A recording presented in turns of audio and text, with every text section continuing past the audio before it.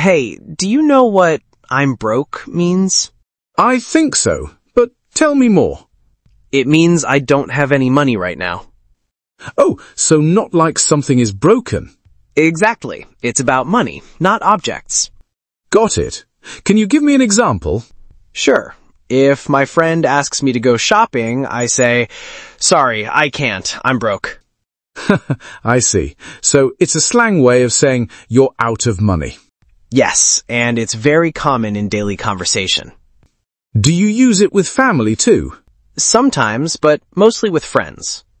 In England, we often say, I'm skint. Oh, that's cool. It's the same idea. Yeah, both mean no money. Right, just different slang.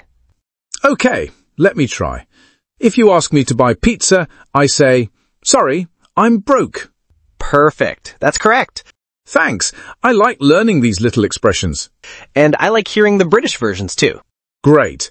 Let's keep sharing slang words with each other.